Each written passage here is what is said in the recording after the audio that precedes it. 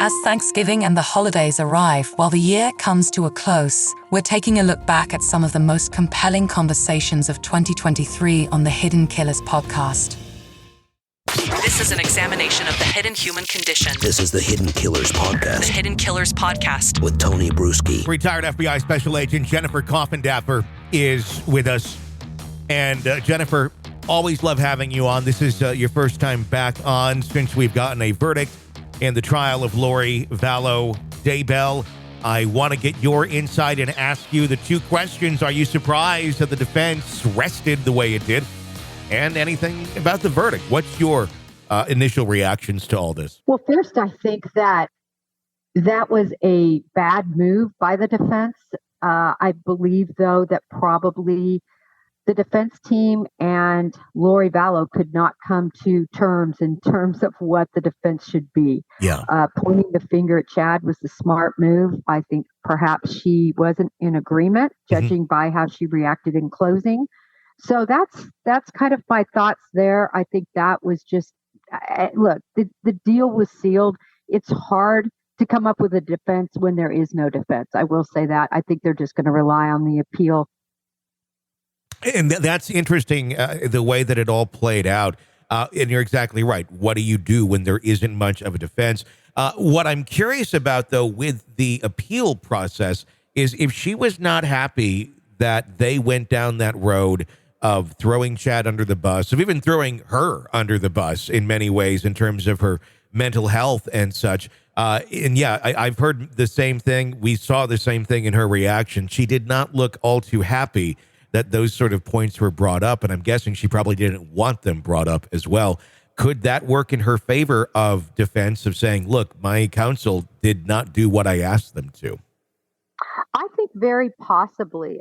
It's going to be interesting to see what happens with this one. I think certainly, like I said, they're withholding their scuds for the appeal. And I think they might have more than one. I believe there was a issue with discovery, as we all know. That took the death penalty off the table in the first place. I don't know how that will be used in terms of appeal, but my guess is that will be brought up.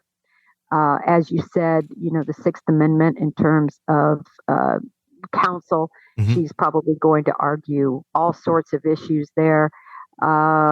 Yeah, it's going to be interesting to see. I don't think she'll win anything on appeal, but I think that's the route they're going to have to go in light of what it looks like, and that is they're not on the same page. If this does go to, it will obviously there'll be appeals. It doesn't mean it's going to go anywhere, but let's say that she is granted another trial. Would there ever be a chance that death could go back on the table in a new trial, or once it's been taken off here in this first one, is it off no matter what if she gets another chance? I don't think the death penalty would go back on, Tony. That's such an interesting question because the reason I find that interesting is if they went back, in other words, there's an appeal made on this very issue, the prosecution has a chance then to also perhaps appeal the fact that the death penalty should have been on. Yeah. Does it completely, does it reset everything? Yeah, does it reset everything? I don't know that answer, Tony. I'm going to have to defer to an appellate attorney that would know that. I've never seen that.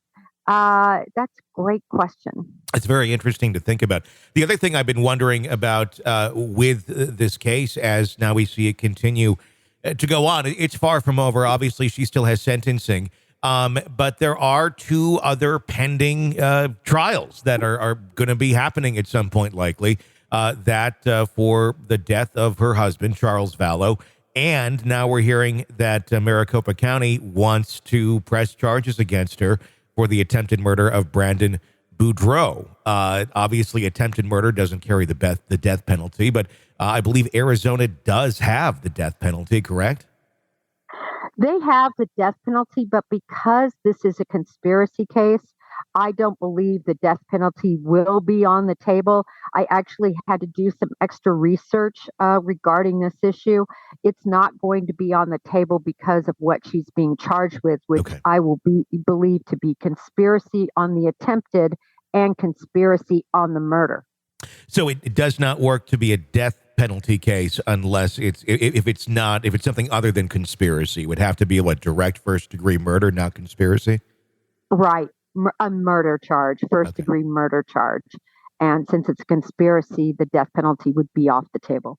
This is an examination of the hidden human condition This is the Hidden Killers Podcast. with Tony Bruschi. Retired FBI Special Agent Jennifer Coffindaffer joining us. Always a pleasure. Thank you so much for your insight. And hey, if you like the podcast, you want access to all of our true crime podcasts, and there's a lot of them, become a premium subscriber through Apple Podcasts. You'll get access to every single episode of every single show, tons of them in the True Crime Today family. Just check out our page on Apple Podcasts and become a premium subscriber there to get access to all of that. You'll love it, binging away with no ads. My name is Tony Bruschi. Stay with us.